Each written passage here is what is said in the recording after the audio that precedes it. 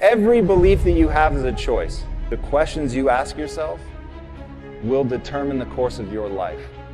The key to immortality is first, living a life worth remembering. I know a lot of people struggle with self-worth, and I wish that there was an easy answer to tell you it is enough to simply be alive. That being a person makes you valuable and will give you the self-worth that you want. There's no way to stumble and fumble through life hoping that it will somehow add up to something that makes you feel good inside. When there's no noise, when there's no distractions, when there's nothing but the sound of your own voice in your head, what are you saying? Do you believe in yourself? Do you know you can do it? My parents' biggest frustration was that I was epically lazy, and if they handed out gold medals for being lazy, I would have won. I was a slightly chubby kid growing up in a morbidly obese family in Tacoma, Washington. I always knew two things about myself. One day I was going to be rich, and I was going to have six-pack abs. Like, those are the two things, is that kid that was, jiggling his belly thinking, one day I'm not going to have to suck in my gut.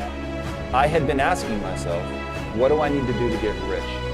And it left me really unhappy. These two guys that were successful entrepreneurs and bodybuilders happened to walk into a class when I was a teacher. And they said, hey, we need a copywriter. Why don't you come be a copywriter? And I went all in. They literally put me in the room with all the computer servers. But starting from there, I knew I could wow people because I was willing to grind it out.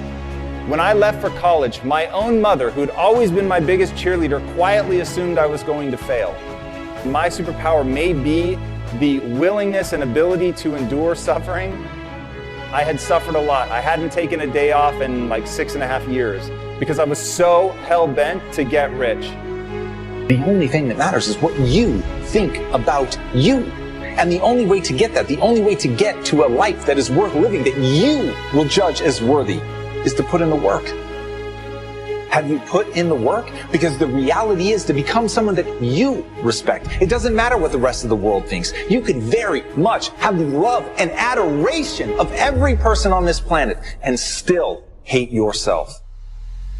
And then I realized I had hit my breaking point. Almost 8.5 years in, I'd finally had enough from suffering, and I got so mad and I was so unwilling to do it anymore, and I turned to my partners and I say, I'm completely miserable, I quit.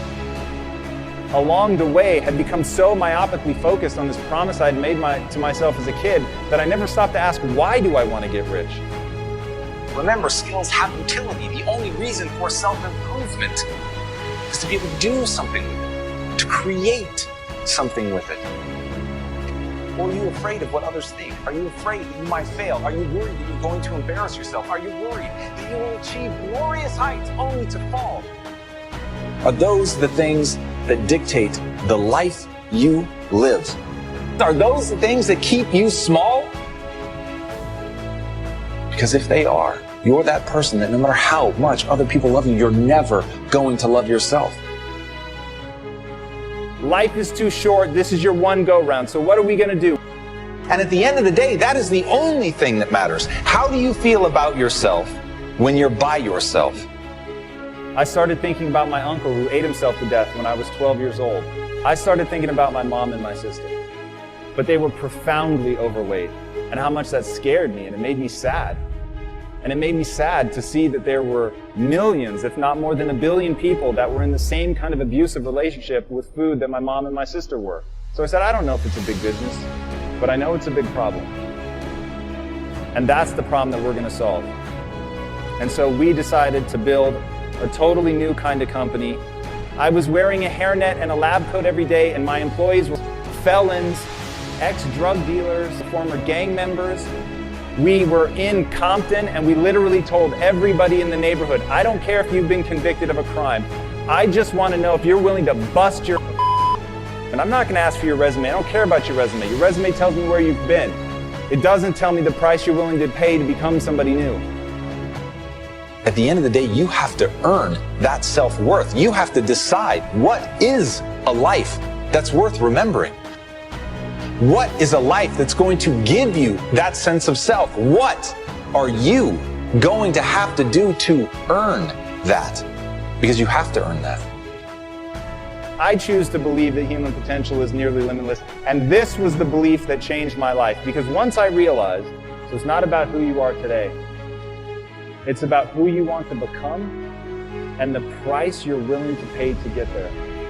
And I promise you, the day that you're willing to pay any price, you'll achieve what you want to achieve. Create something that matters to you, and in doing that, in becoming the best version of yourself, then you're truly living a life worth remembering.